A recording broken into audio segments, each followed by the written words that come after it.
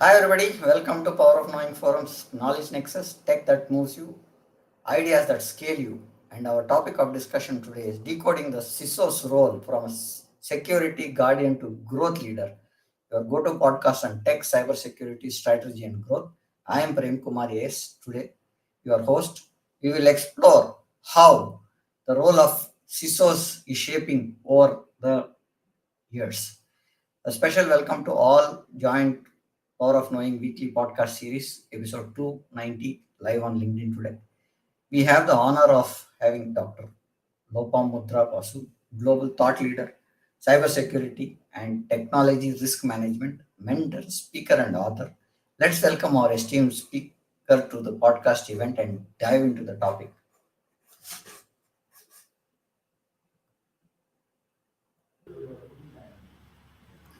Hi, madam. Namaskar.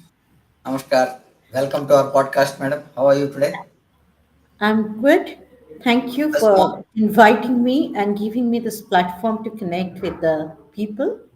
And I'm actively listening this podcast from some time, and it's really a great job you are doing. Thank you, madam. A small intro about yourself and your journey on the tech and cyberspace over the years of your experience, madam. Okay, that's a very difficult question. Uh, uh, I'm an information security and technology risk management professional shaping the digital future by architecting the digital trust in business DNA. Why I am doing so? My aim is to make India a cyber safe and data safe business destination for the entire world. And also, I'm a women cybersecurity advocate, though I personally believe that security doesn't recognize any gender. It's a competency based domain, very high demanding domain. So, when coming to my journey, I have started with an organization called PCM Group of Industries as part of their ISP as an system admin, specifically the network admin. And when I uh, actually parted from the organization, I was managing their SOC, not SOC, we call that NOC those days, that is the Network Operation Center. So from there, I moved to a core security role as part of Infosys and lead and work as a consultant for security audit and architecture group, then moved to MetLife as an IT security and quality manager, design their entire perimeter security as a security uh, architect, and then design their server and uh, endpoint security. From there, moved to SLK Global, started as an information security manager, and it's a huge, long journey. When I parted, I was heading the enterprise security and risk governance team as a CISO. From there, Aquin as a global director, IT risk operation, and then led the global team of Nissan Motor as a global head of cybersecurity, risk management, and governance. Then moved to JPMC, and now with InfoSec Gurukul as a managing director, IT and cybersecurity. That's the span of 20 years journey. Thank you for that, madam. Let's start with the first question. Hmm? Boards fear cyber attacks are now outplaced defenses. How do you confront the fear that even advanced AI driven securities can be blinded by the next gen threats? Okay, very interesting question. And you started with a question which is, very critical. The fear is real because the threat landscape has changed. It's an accelerated arms race. We must reframe a conversation. AI is not just a shield, but a strategic weapon that provide unparalleled speed and scale. It's force multiplier that makes our human defense exponentially more effective. However, we must also recognize that AI is a dual-edged sword. If not welded with discipline and proper governance, it can wound the every organization it meant to protect. Uh, the key is human AI partnership, the ultimate defense where we train the AI and it in turn empower us to protect our organization from the adversaries. We are no longer just kind of using this as a shield, but we are using AI as a sword to protect, hunt, and turning the fear to a strategic advantage. Over to you. Thank you for that, madam. Now, looking at the second pointer, CISOs often fear being sidelined from strategic conversations. How do you turn fear into the influence at the executive table? First of all, the fear of being sidelined stemmed from the dated mindset. To gain influence, you must reframe security from the cost center to trust center, which is the new currency. To earn your seat in the executive table, CISO must speak the language of business, translate the threat into financial and operational impact. Don't talk about the vulnerabilities. Discuss about the business resilience and market resilience. Provide actionable clarity. What needs a decision pathway, not the technical jargon, nor the problem. So provide the solution. Use the business relevant metrics like uptime risks, customer stick, and trust related risks. 5 minutes briefing with a clear option is more impactful compared to a 50-page report. Align with growth, that is more important. Position the cybersecurity as a strategic enabler for the growth and innovation, not a roadblocker. When you demonstrate how security protects revenue and brand and reputation, you become an invaluable voice in every strategic conversation. The fourth and very important point, don't create a panic. The gap between security and board is not about the competence, it is about the communication and the mindset.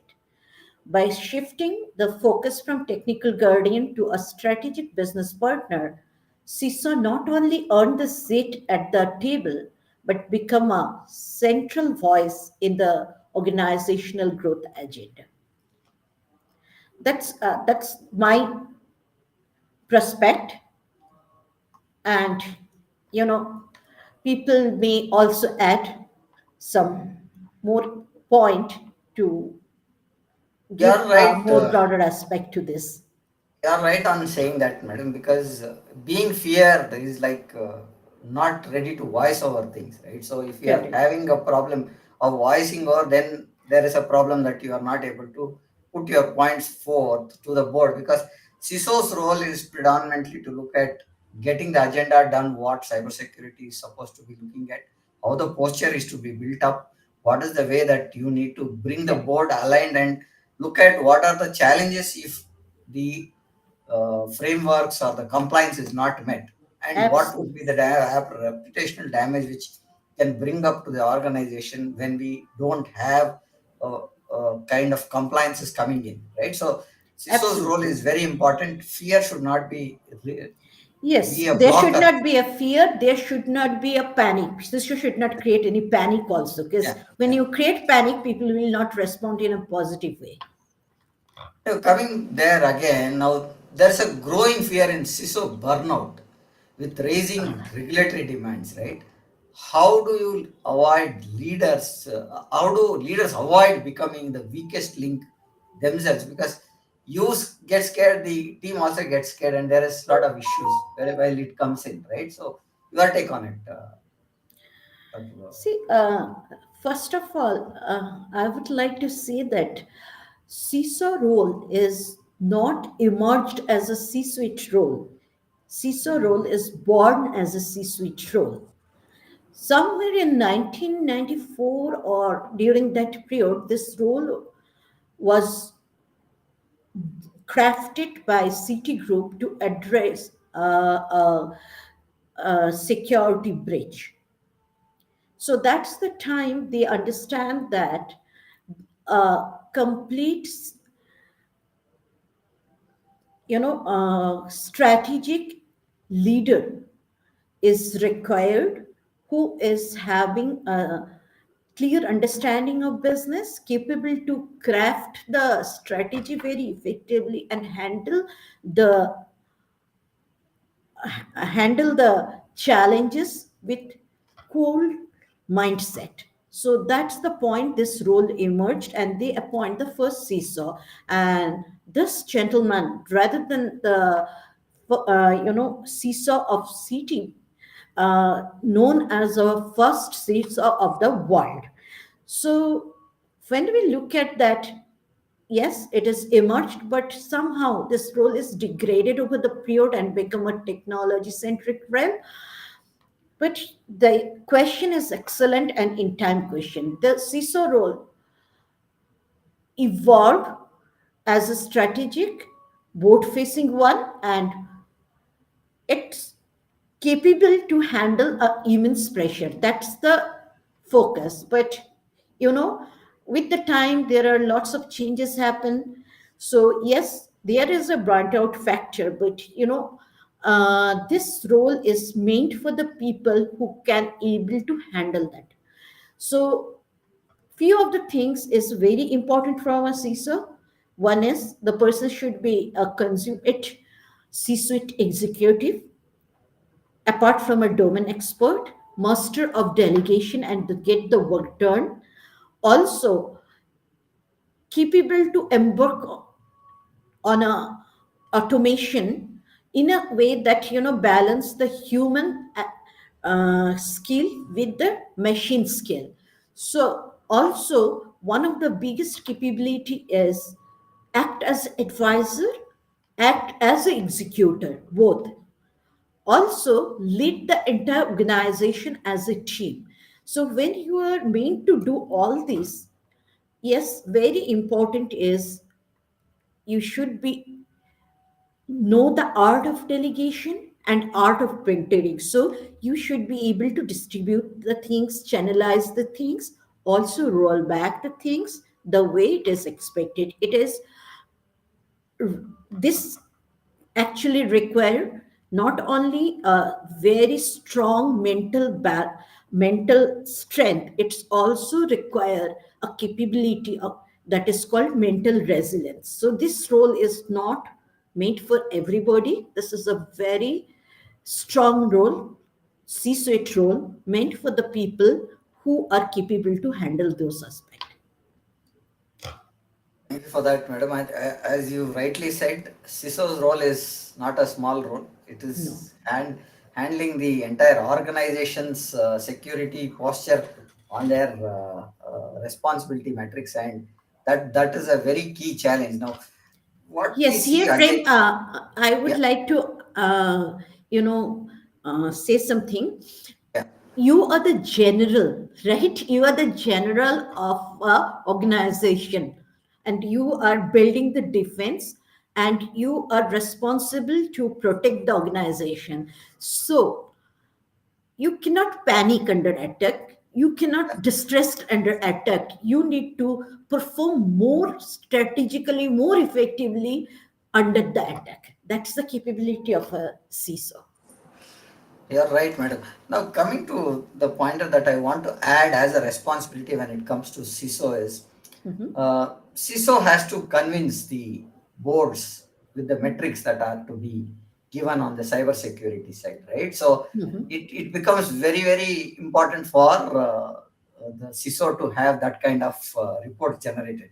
Often, what happens is the boards complain about security reports are unreadable, and how do CISO solve the pain point of translating complex cybersecurity metrics into business clarity is what I wanted to have as an input from your side.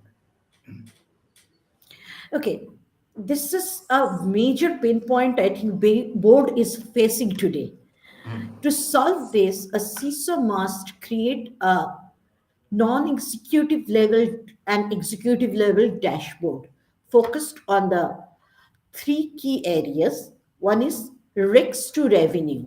Instead of technical jargon or technical parameters, link the threat directly to what the board cares about, that is, the financial loss, mm. reputational damage, and operational disruption. For example, translate a critical vulnerability into a potential for a 2 day system outage impacting a quarter revenue by 5% would be a more, readable, more understandable language for the board. Next is maturity and market share.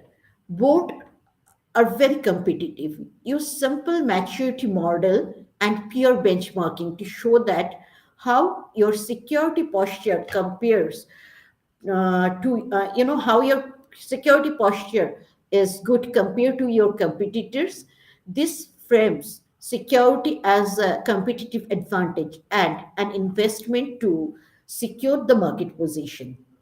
Next is turning the security into a strategic center for trust engine rather than a cost center. Present every security initiative as an investment, not as a cost. Demonstrate a clear return on investment by showing how this initiative reduce the business risks, protect the brand value, and enable the growth. Ultimately, it is not the report a CISO produce, it is the narrative the CISO build around it by speaking the language of business that transform the security from technical problem to a strategic business enabler. A well-framed 5 minutes briefing that outline the clear options and their business impact is far powerful than a kind of 1 hour presentation. So we should look at how easy the report is made to read, right? That's what you are saying. I'm stating that every organization have a business goal, views, objectives. Mhm. Based on that, there is a key performance indicator crafted at org level, which is Okay. presented at board. That is the vision and mission for the board. Align your report with that, because there are three kind of dashboard produced by the security function. One is your administrative level or operational level dashboard that will go to the operational manager. One is executive level dashboard that is going to your functional heads. They are your key stakeholder. But third, that highest level dashboard is a board level dashboard. But today challenges, most of the cases CISO is trying to present that operational level dashboard to both executive and board level by summarizing that here and there. So those language is not actually effective at board. I think what they should look at is what is the tech that is needed, what is the risk we carry, and what is the business impact is what I think makes an important point for the boards to take it forward is what I understand, madam. Yeah, Coming to the next point I want to understand is organizations suffer from talent gaps, which in cybersecurity, how do we address that pain point of building a next generation teams when demand outstrips supply? Because I think there is a survey going on from Cloud Security Alliance on the skill gap matrix that we are trying to do. That is one way of bringing up the skill gap, but I wanted to take your input on it. okay. It's a very, very valid question today. We know there is a huge talent gap at every level. The cybersecurity talent gap is a strategic business risk today, not merely a HR problem. We cannot hire our way out of global shortage. That is kind of projected to level millions of position unfilled. Instead, we must become a talent creator, not just a talent consumer. Today, we act as a talent consumer and strategically leverage both on human and machine power. That is, utilizing both human power and machine power by balancing uh, how to create a proper balance between these two poles. Now, the global shortage of specialized cybersecurity talent is not going away from anytime soon. With 3.5 million open cybersecurity position expected by end of this year, that is 2025, the solution lies in three-pronged approach: onboarding the strong leader and rescale the existing employee for high demand cyber roles. Second is creating a structured cybersecurity career path within the enterprise to retain them, because onboarding is easy, retaining is very difficult. Third is driving cultural resilience program that transform every employee to a security asset. The answer is not just complete for limited supply, it is to cultivate your own talent. Remember, the most underutilized cyber defense asset may be already sitting in your office, and the most impactful cybersecurity leader may be within your own network. So try to attract them, utilize them, and build a very effective team. And we obviously want HR to play a very critical role, because unless until you have a proper cybersecurity leader inside, the first prong is not possible. That is, reskilling and upskilling your existing employee. That is very, very crucial in today. I agree, madam, because the kind of requirement the cybersecurity industry is looking at and the current skill gap seems to be very huge. And global cybersecurity talent shortage is a huge gap. We need to define the scope of shortage, maybe upskilling and look at delivery pipelines, right? So, diverse pipelines also should be looked at. Now, coming to our next point is CISOs often feel stuck firefighting instead of innovating, right? So, how do we solve that pain point from shifting from tactical to strategic leadership? Yes, this is this is something very, very important for the CISO role, because CISO is a strategic role. So if you have a proper strategy in place, you are not firefighting. But again, cybersecurity function is a very dynamic function within the organization, and you don't know what is going to impact you after 1 hour. So, considering that kind of dynamic scenario, we need to also keep our hand open to welcome those kind of challenge and respond them with proper strategy. So my approach is to elevate the why from cybersecurity not as a cost center but as a business enabler. Instead of discussing the vulnerabilities, talk about the resilience, competitive advantage, and trust. Automate and aggressively invest on automation for routine tasks. This was lots of cases, very task oriented, like patching, log analysis, threat hunting. This freezes their time and your team focus to a reactive kind of thing, and we need to shift it from there to proactiveness and the strategic initiative. Specifically, your senior management of CISO team needs to focus on that.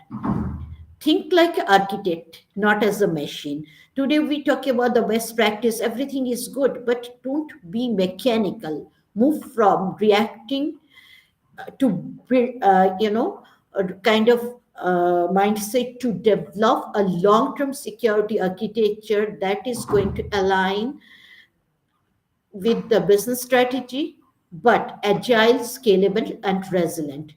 Influence the board. It is very important for any CISOs. Educate the leadership on cyber risks in business terms. Show them how strategic security investment leads to a sustainable growth and protect the enterprise value. And build a strategic bench. Mentor your team to become a strategic leader. Delegate the operational oversight so you can focus more on the horizon of scanning and business alignment. It is a deliberate journey from doing security to enable the business securely. It's required discipline, influence, and fundamental shift of mindset. And once you are able to achieve that, you know, that is the point where you actually shift that firefighting mode to a strategic enabler mode. So true, madam. It should be looked at strategic way of handling things, and that's way that we can look at having the firefighting issue not being brought up every time. Now, coming Sure. to AI biased, right? So we are in the field of AI today, and Mhm. everything is AI. Now, wherever we see, we talk about AI. AI bias and flawed models can become security problems themselves, right? So that's one pointer that I want to understand. And how should the CISOs prepare for attacks born from their own AI systems? Because we're still building up the models. This is a subject means on which we can spend hours and hours. AI bias and flaw model represents significant security vulnerability, enabling the exploits such as logical bomb, data poisoning, and model poisoning, compromised decision making, which also in turn attract the legal liabilities. To address this, three area CISO needs to critically focus, validate that AI model from an attacker perspective, embedding a AI specific security development lifecycle. Next is establishing a cross functional governance and ethical oversight, including the guardrails, kill switch, and bias bounty program. Bug bounty everybody is having, but bias bounty is very, very important from AI perspective. Securing AI begins with validating its integrity and embedding the governance and ethics across the life cycle. So, most importantly, take it as a strategic journey, establish an effective governance and ethical uh, use uh, throughout the life cycle, and start driving from that point. Okay, got it, man. Coming to the next point, now what you are talking about is when we see AI betraying you, the CISO's role becomes a nightmare actually. So there is a Yes. lot of challenges that we are looking at. Now, shadow IT is one thing that, and rogue SAS apps plague enterprises, right? How Yeah. do we fix the problem of invisible risks that executives don't even know exist? Your take on it. Okay. Shadow IT is a very interesting area. Shadow IT is not really a technological flaw. It's a invisible business risk. To address it, first we understand why this actually penetrated within the business environment. There is certain area or requirement by the business which actually require investment from a people and finance perspective, time perspective, and not feasible for the in-house IT. So, or sometimes the kind of cost incurred by the in-house IT, it's not possible or due to the timeline challenges. So, what business do? Business take the alternative path and onboarding them. And problem is that when they are onboarding, IT is not aware about that, we assume, but I feel that is complete myth. Some cases, 80% cases, because you are accessing that. To access any component within your enterprise environment, you need to have access. But another thing is, over the time, IT forget that. And all the cost is actually incurred by the organization, so it is not complete shadow. The modern approach is enablement through the governance.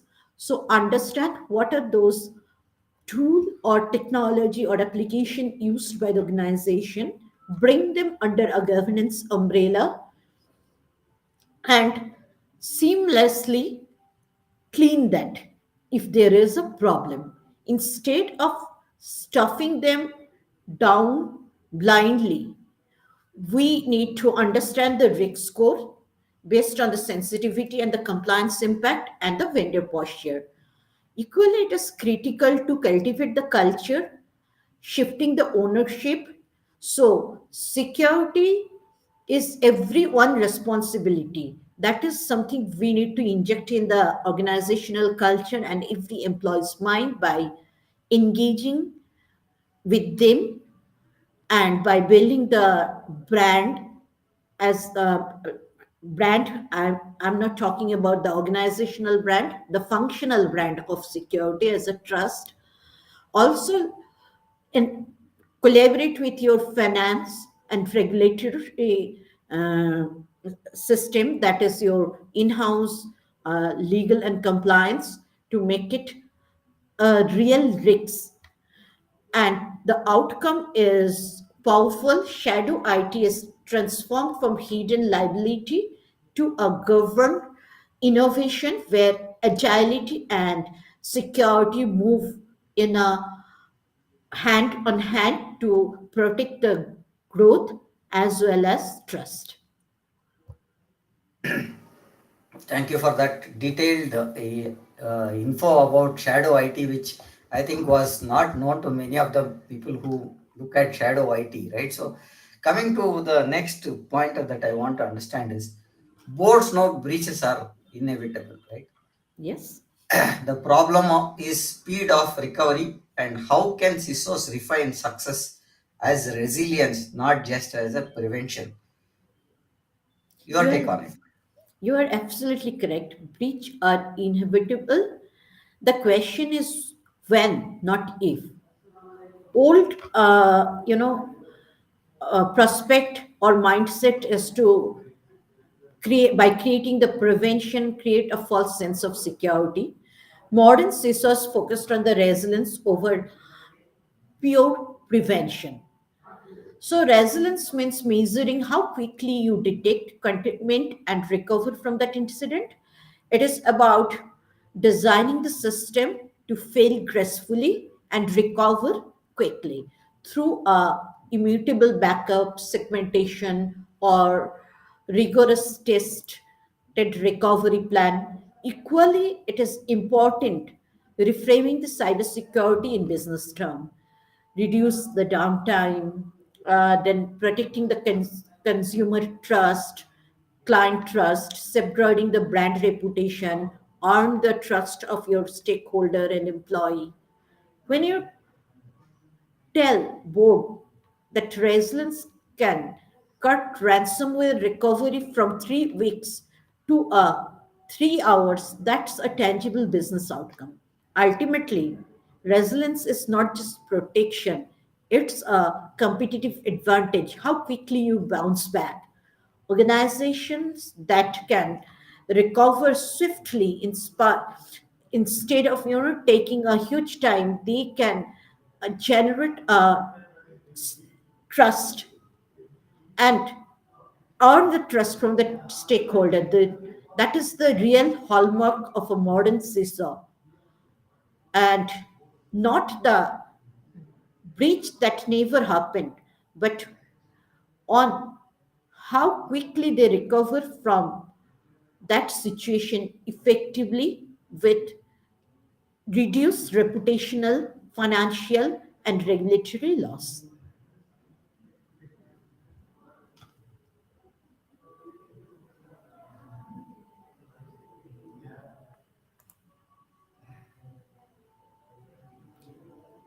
I was on mute, sorry about it. Thank you for that pointer. Now, I want to understand from you on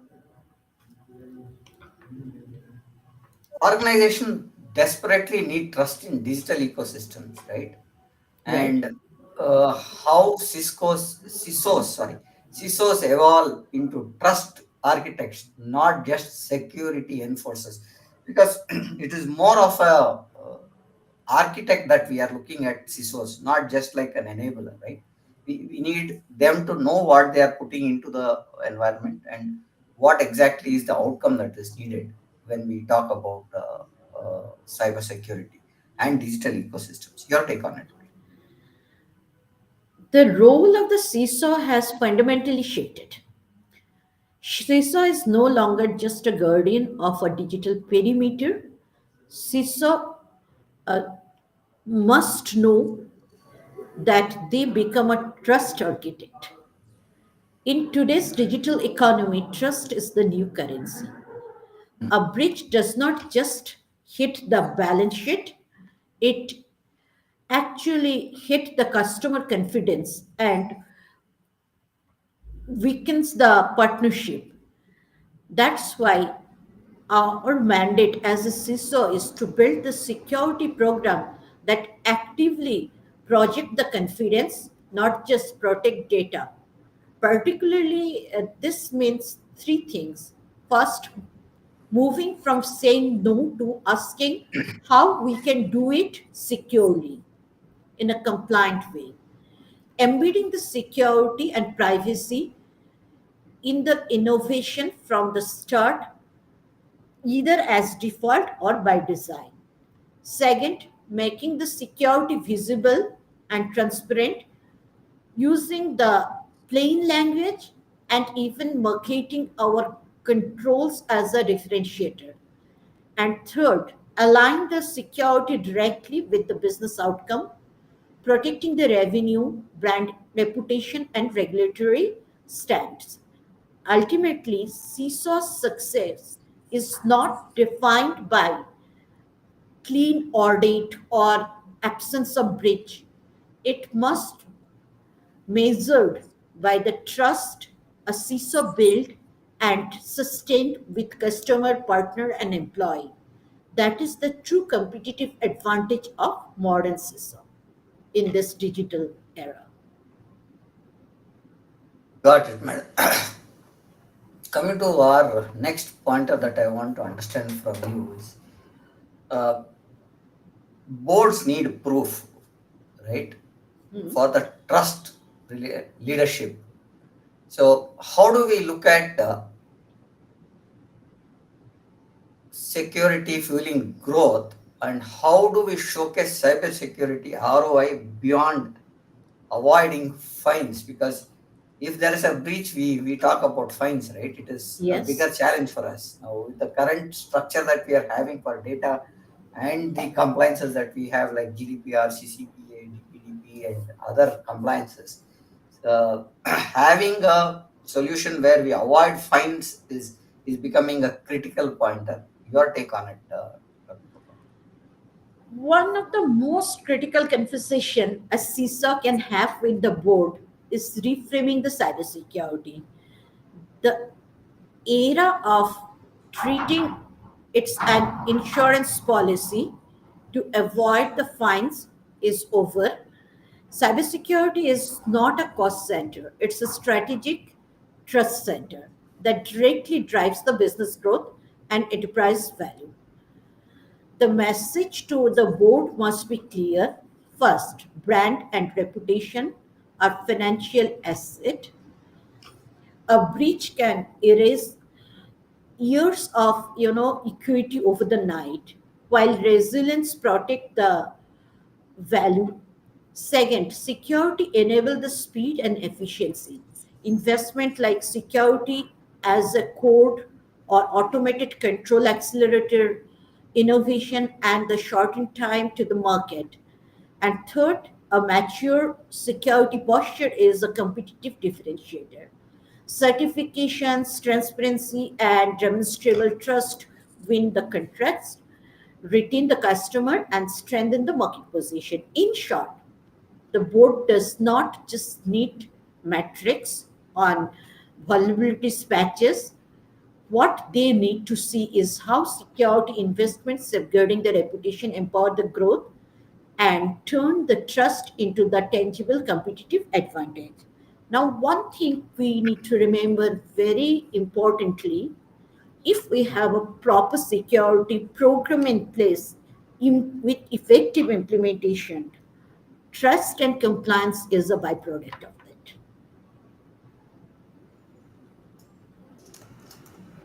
Now, coming to the next point that we want to understand is CISOs need allies across the C-suite. What's your playbook for building cross-functional influence? Because when we look at cybersecurity, we are not talking only to one department. We need to talk to various other departments, and it becomes our responsibility as a CISO to get the cross-functional influences also in place for us to build a strong cybersecurity posture for the organization. Your inputs on it, Dr. First of all, security is a vertical function, cutting every function vertically. So the modern CISO cannot secure a company alone. Collaboration and alliance across the C-suite is a non-negotiable requirement and very, very essential.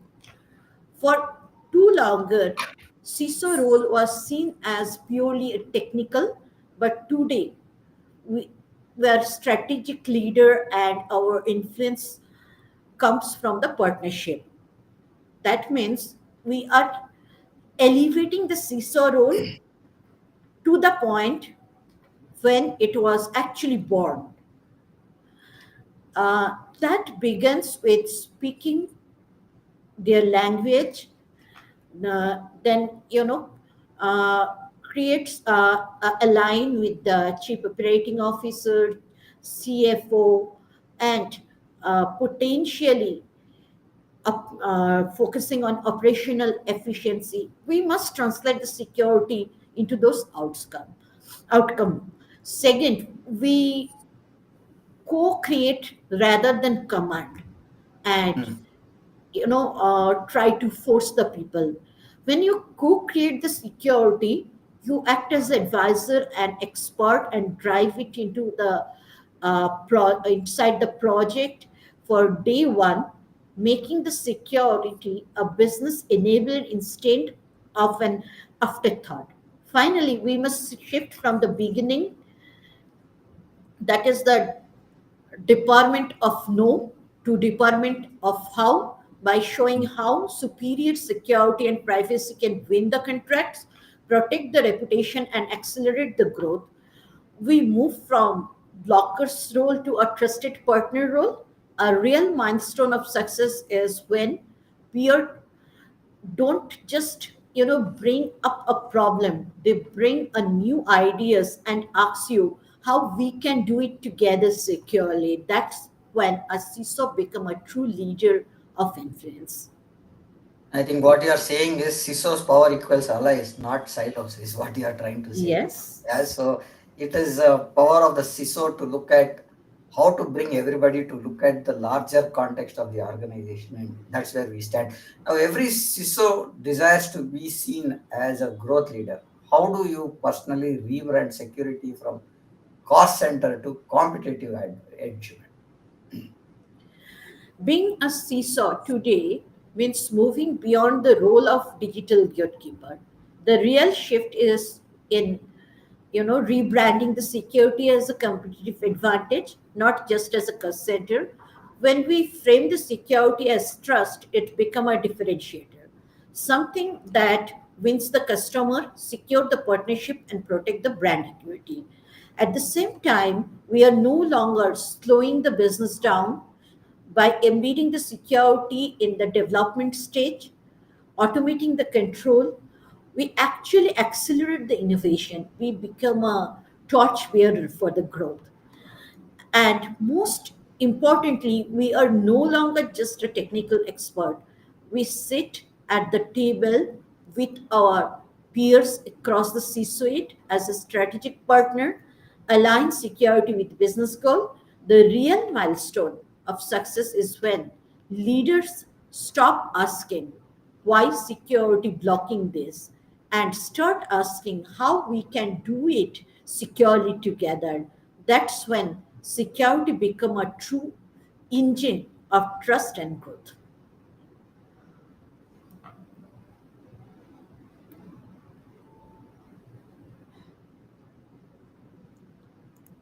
You are not audible. Sorry, I was on mute. So what we are talking is security is a new growth engine. That's what we are Yes. talking. We take away from what we see from this question is reframe security as an enabler. That's what we are trying to look at to see to the point where CISOs can become a growth leader. Now coming to the next pointer that I want to, leaders desire influence in global policy. How do CISOs shape regulation instead of just reacting to it? Very, very important in today's context where entire regulatory requirement is evolving across the globe. CISO must evolve from a passive responder to active shaper of global policies. Our expertise belongs at the regulatory table, not in on the sideline. By engaging directly with the policymaker, contributing during the policy uh, framing, uh, and building the relationship with the regulators, standard bodies, we bring a real world insight that theory alone cannot provide. Joining the different council, alliance, industry bodies, forums, government initiative, we can amplify our voice, enabling us to advocate collectively from particular requirement, globally aligned standard. Instead of waiting for a rigid, unworkable mandates, we must proactively champion standards-based framework and contribute back to the industry. The goal is clear: embed the practitioner perspective into the policy making so regulation become not a burden but a strategic enabler and capable to create a safe digital ecosystem. In doing so, Seychelles shift from policy taker to a global policy architect. That is very important for this role today. And coming to our last pointer for the day, as we are running on top of the hour, many CISOs desire legacy impact. How do you ensure your leadership sparks future generations, especially women in cybersecurity? For me, CISO legacy is just not about how well we secured the organization, it is about how well we secure the future of our profession. And that means if we are able to do that, we will be able to protect the future of our digital ecosystem.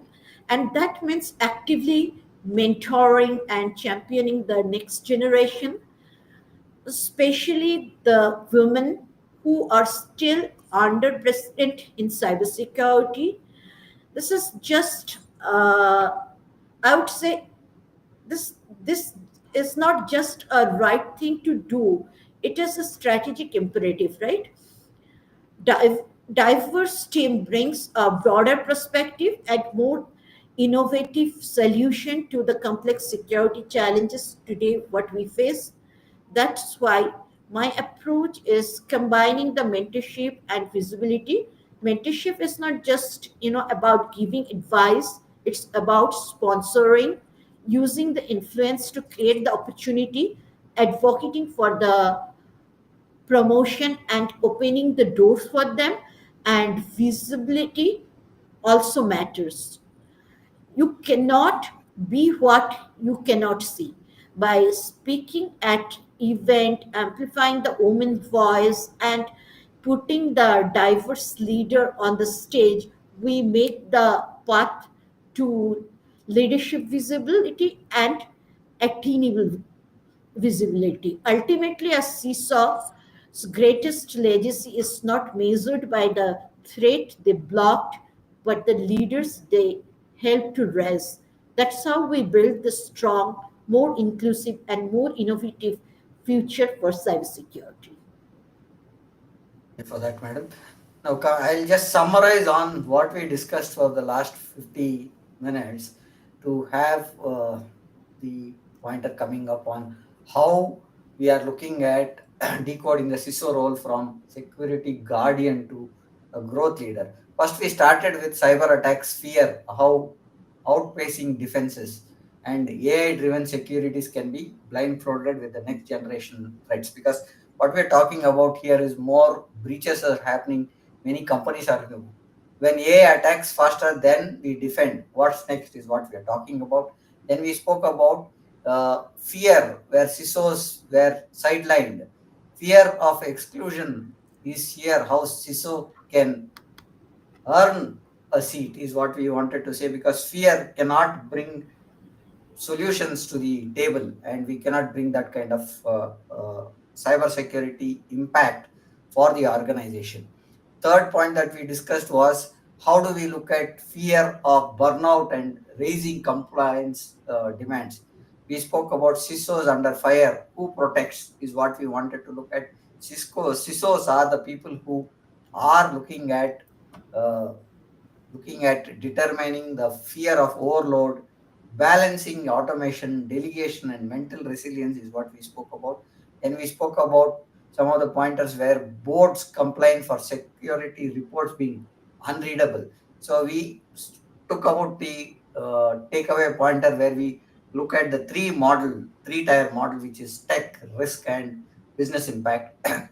Then we spoke about global cybersecurity talent gap, where we see about 3.5 million jobs unfilled, where there is the next cyber warriors is what we are talking about. Then we spoke about AI bias and flawed models can become a security problem. And we also said where your AI betrays, CISO work becomes a nightmare is what we spoke also. And then we spoke about breaches are inevitable and how do we be looking at bouncing back. If it is not, if, but how do we fast bounce back is what we spoke about. Then we spoke about security builds trust. trust builds growth, when we spoke about how do we enforce trust, where he becomes an architect, not just a security enforcer. Then we spoke about CISO's cross uh, aligning with cross functional for influence. CISO power equals allies, not silos, is what we spoke about. And finally, what we spoke about how women can be encouraged for becoming the leaders in cybersecurity.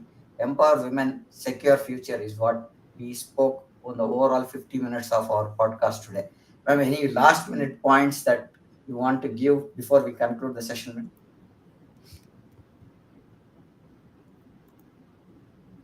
Sorry, you. Any pointers that you want to add before we conclude the session? Most importantly, I think CISO role is having a huge responsibility today to protect the business territory, and this business territory is virtual. So we need to learn every day from what we are doing. It is not that only we are learning from a book or within our organization. We need to learn from our peer, also the researcher who are actually predicting the tomorrow. So we need to build a collaborative network where we learn from other. Also we disseminate the knowledge in a secure way that our organization will not get impacted, but we together able to build a safe and secure environment. And today we are in a juncture where we can see a huge possibility for our country to emerge as a cyber security service provider and as a trusted partner for the entire globe. We must utilize that opportunity by creating the industry aligned talent, because we know as a country we have a huge talent pool, and as a CISO we can proactively come and groom them. So I think that is the biggest contribution we can do, and that is a kind of ethical responsibility today we have in our shoulder, because we are running in an environment where resource is a major crunch. Thank you for that, madam. And to add to what Dr. Lopa mentioned is, we see there is a huge potential for cybersecurity resources that are required in the coming years too, because we are predominantly on the cloud. Most of our services are on cloud, and that is where we need to protect our digital assets. That's what Dr. Lopa Mudraa is saying today. And with this, we would like to conclude our session. And to the audience, we have streamed this podcast live to LinkedIn, YouTube, Facebook, and Instagram. Hope you found this discussion valuable, and thank you for joining us on LinkedIn Live today. Our next podcast is scheduled tomorrow on the discussion of C-suite brands drive value. What happens when leaders go silent? That's the point that we are discussing tomorrow. We will meet you tomorrow. Good day and bye. Bye for now, madam. Thank you for being here today. And it's been a great honor to have you here. Thank you, and